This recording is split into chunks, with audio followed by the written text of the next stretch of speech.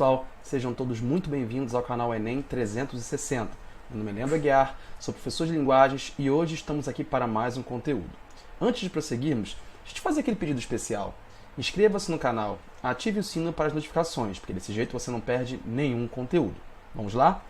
Hoje eu gostaria de falar sobre um tópico que tem caído com certa frequência nas provas do Enem nos últimos 5 anos. Trata-se de literatura contemporânea. Se nós analisarmos apenas as últimas 5 edições, esse assunto caiu um total de 13 vezes, o que dá aproximadamente 6%. Então percebam a relevância desse conteúdo. Isso porque eu estou falando apenas dos assuntos diretos. Se nós pensarmos em literatura contemporânea de forma indireta, ou seja, os autores, a própria estética em si como ilustrativa, cobrando algum outro tópico, perpassando apenas os textos, esse número aumenta ainda mais, certo? Quero falar aqui da questão número 40 do ano de 2017, o Caderno Azul. O autor que gostaria de falar nessa questão é Milton Ratum. Quem é Milton Ratum? Bom, Milton Ratum é um escritor amazonense, é um escritor que tem uma família tradicional libanesa, ele tem familiares libaneses, o que já nos traz um certo quê exótico, é interessante. E por quê? Porque isso de alguma forma perpassa os seus textos, isso está nos seus textos. Um acento autobiográfico pode ser encontrado nos seus textos. O Carl Erich Schoenhammer, no livro Ficção Brasileira Contemporânea, diz o seguinte: uma explicação para a popularidade da literatura de Ratum encontra-se na convergência entre um certo regionalismo sem exageros folclóricos e o interesse culturalista na diversidade brasileira, que, nas últimas décadas, substituiu a temática nacional. Nesse pequeno textinho que consta desse livro aqui, o crítico ele aponta duas coisas muito interessantes. A primeira é que o Milton Ratum, ele, apesar de ser amazonense, apesar de ter toda essa ancestralidade oriental, né, libanesa, a escrita dele tem um certo regionalismo, mas não tem exageros folclóricos. O que isso quer dizer? Quer dizer que ele não vai falar de nada que seja, vamos dizer assim, puramente exótico, que seja muito diferente. Na verdade, não. O que nós vamos encontrar na literatura de Milton Ratum é aquilo que nós encontramos na literatura dos grandes autores, do grande cânone. O que é? Todo tipo de enredo que nós já lemos, não é?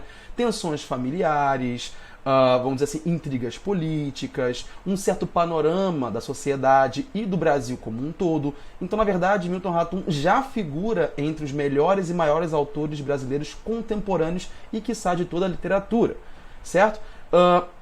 E ele continua dizendo, interesse culturalista na diversidade brasileira, ou seja, quer dizer que ele não fica só, né, nesse eixo, vamos dizer assim, Manaus-Líbano ou Manaus-Oriente. Não.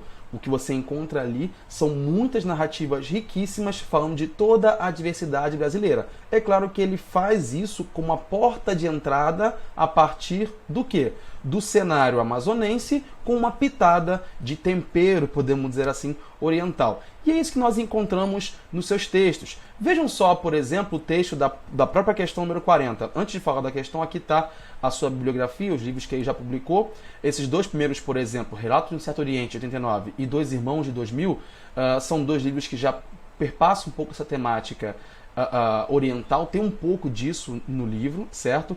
Inclusive, esse romance Dois Irmãos, ele se tornou minissérie na Globo, então provavelmente você já deve ter tido contato com a obra do Ratum sem ao menos saber que foi ele que escreveu, né? Você teve contato a partir de uma adaptação cinematográfica. Essas duas obras, por último aqui, A Noite da Espera e Pontos de Fuga, constam de uma trilogia que o autor está escrevendo, né? O terceiro livro ainda está para sair. Certo? Vamos à questão. Questão número 40. A lavadeira começou a viver como uma serviçal que impõe respeito e não mais como escrava. Mas essa regalia súbita foi efêmera. Meus irmãos, nos frequentes deslizes que adulteravam este novo relacionamento, eram dardejados pelo olhar severo de Emily. Então perceba, já nessa introdução eu tenho aqui uma certa abordagem ácida, vamos dizer assim, frontal a um tema que é, vamos dizer assim, incômodo, né, da nossa literatura, que é justamente o quê? Essa relação de classes sociais, né? Eu tenho aqui uma serviçal, alguém que trabalha como uma subalterna da casa. certo? Só que essa pessoa que trabalhava nesse regime não trabalha mais nesse regime, e isso causa um certo estranhamento por parte dos irmãos que frequentavam aquela casa. E o texto continua. Eles nunca suportaram de bom grado que uma índia passasse a comer na mesa da sala, usando os mesmos talheres e pratos, e comprimindo com os lábios o mesmo cristal dos copos e a mesma porcelana das xícaras de café. Ou seja, Milton Ratum está abordando uma coisa que é muito, vamos dizer assim, infelizmente, né, comum na nossa cultura e até na literatura, que é o quê? Essa divergência racial, né, essa convivência interracial e mesmo pela ótica do preconceito. Não se esqueça que a literatura sempre será uma grande ferramenta, uma grande, vamos dizer assim, um grande olhar, uma grande fotografia da sociedade. Nunca se esqueçam disso. E aqui Milton Ratum faz, a partir desse olhar, né, dos irmãos que têm um passado oriental para a Índia, para aquela que é nativa daquele lugar, esse estranhamento. Certo? E aí o texto continua. Uma espécie de asco e repulsa tingia-lhes o rosto. Já não comiam com a mesma saciedade e recusavam-se a elogiar os pastéis de picadinho de carneiro, os folhados de nata e tâmara e o arroz com amêndoas, dourado, exalando um cheiro de cebola tostada. Vejam como tem toda aqui a culinária oriental, né? Pastéis de picadinho de carneiro, folhados de nata, de tâmara, ou seja, todas iguarias que não são brasileiras, percebam só. Aquela mulher, sentada e muda, com o rosto rastreado de rugas, era capaz de tirar o sabor e o odor dos alimentos e de suprimir a voz e o gesto, como se o seu silêncio ou a sua presença, que era só silêncio, impedisse o outro de viver. Então perceba, o que ele está fazendo aqui é o quê? É montar uma cena de claro preconceito, de aberto preconceito, mas não aquele preconceito que nós já presenciamos tradicional, vamos dizer assim, na cultura brasileira, que é aquele preconceito, vamos dizer assim, padrão entre brancos e negros. Aqui ele mostra o preconceito sim, essa relação interracial sim, mas a partir de um outro olhar. O olhar do nativo, né, da Índia, para o olhar do estrangeiro, né, daquele que tem toda vamos dizer assim, uma história oriental. E aí a questão pede o seguinte: ao apresentar uma situação de tensão em família, o narrador destila nesse fragmento uma percepção das relações humanas e sociais demarcada pelo... Ou seja, perceberam que todo o texto já fala de uma relação social, né, das relações humanas e sociais. Demarcadas pelo quê?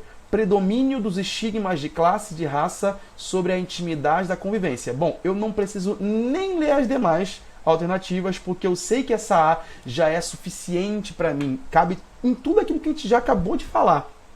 Que é o quê? Relações humanas de convivência diária, nós estamos falando de irmãos e de uma ex-empregada, certo? E essa coisa, né, dos estigmas de classe e de raça. Por quê? Porque alguém que não pertence à mesma etnia que esses irmãos e alguém que também não pertence ao mesmo, vamos dizer assim, nível hierárquico familiar, porque eles são parentes, são da família, e ela não, né? Alguém que trabalha como subalterno, ou trabalhava como subalterna da casa, ok?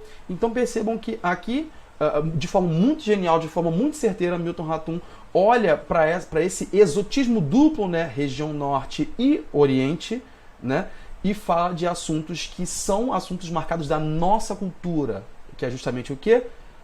Os estigmas de classe e de raça sobre a intimidade da convivência. Ok, pessoal? Qualquer dúvida é só escrever aqui no chat que nós conversamos em breve, ok? Olá novamente, pessoal. Vamos para mais uma questão. Ainda falando sobre literatura contemporânea, dessa vez eu quero falar sobre um poeta e não mais sobre um prosador. O poeta que eu quero falar nessa questão é ninguém mais, ninguém menos que Paulo Leminski, esse curitibano que nós já conhecemos de longa data, né? Quem foi Paulo Leminski? Como eu falei, foi um poeta de Curitiba, nascido em Curitiba, é um poeta que tem toda uma tradição da geração da poesia marginal. Isso já é interessante porque, ao menos em tese, foi um poeta que não seguiu todo aquele cânone literário poético, que seguiu por outras veredas, por exemplo, as veredas de vanguarda, como o concretismo e o neoconcretismo. É um poeta que revolucionou, de fato, o olhar poético e a linguagem. E aqui no seu livro Toda a Poesia, né, a Alice Ruiz ela faz uma introdução muito interessante quando diz: raízes na poesia concreta e na síntese, na experimentação e no coloquial, o mesmo compromisso com duas coisas aparentemente excludentes, a inovação e o afã de comunicar, de dizer. Bacana porque aqui a também poeta Alice Ruiz ela faz uma entrada certeira, direta sobre quem é Paulo Leminski, quais são as referências, quais são os itinerários poéticos que perpassam a poesia do Paulo Leminski. Essa justamente raiz na poesia concreta e na síntese, a gente vai perceber isso no texto dele, e nessa experimentação, certo? Então ele vai mesclar aquilo que tem de mais antigo na literatura, que é aquele olhar mais tradicionalista, com aquilo que é novo, aquilo que é moderno, com aquilo que é inovador. Vejamos isso no seu texto, né? Aqui está um pouco da sua bibliografia, né, os livros publicados. Tanto Distraídos Venceremos quanto La Vie en Close são seus livros mais conhecidos. É importante dizer também que toda a sua obra foi publicada recentemente sob o nome Toda a Poesia de Leminski, salvo engano, pela Companhia das Letras. Vamos à questão então. Aqui está o poema. A questão é número 30 da prova azul do ano de 2017, ok? Contra Narciso. Em mim eu vejo o outro, e o outro, e outro. Enfim, dezenas. Trens passando, vagões cheios de gente, centenas. O outro que há em mim é você, você e você. Assim como eu estou em você, eu estou nele, em nós. E só quando estamos em nós, estamos em paz, mesmo que estejamos a sós. Então vejam, a partir do próprio título do poema, Contra Narciso, nós já temos aqui uma ressignificação daquele mito de Narciso. Quem foi Narciso? Narciso foi aquele personagem que, ao olhar para o lago, ao olhar para o espelho d'água, viu o seu próprio reflexo e se apaixonou por ele. E aí, quando ele mergulha para ir atrás de si mesmo, ele morre, porque ele mergulha na água, então ele tira a sua própria vida. Por quê? Porque se amou, né? Porque gostou muito de si. Só que aqui no poema ele está justamente desconstruindo essa figura do Narciso, porque ele é contra Narciso. Ao invés de ele olhar para si, ele olha para o outro, né? E aí a questão diz: a busca pela identidade constitui uma faceta da tradição literária, redimensionada pelo olhar contemporâneo. Ou seja, percebam que aqui eu tenho dois termos: tradição literária, olhar contemporâneo. Tradição literária, olhar contemporâneo. Por que tradição literária? Porque fala de um personagem que é clássico, que é mito já da poesia, né, e da literatura em si, que é Narciso. Só que redimensionada pelo olhar contemporâneo. Por quê? Porque ele vai desconstruir e reconstruir a partir de um outro olhar justamente essa personagem, esse, vamos dizer assim, mito, essa tradição antiga, certo? E aí no poema essa dimensão revela o quê?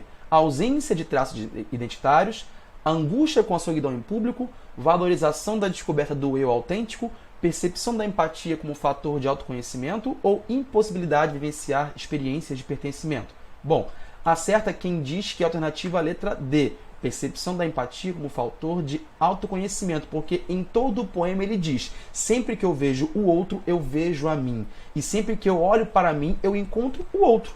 Então essa dualidade, eu, o outro, eu, é o que faz todo o poema circular, vamos dizer assim, funcionar, certo? Essa poética do eu e do outro.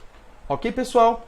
Foi um prazer estar com vocês. Nos encontramos na próxima questão. Um abraço e até lá!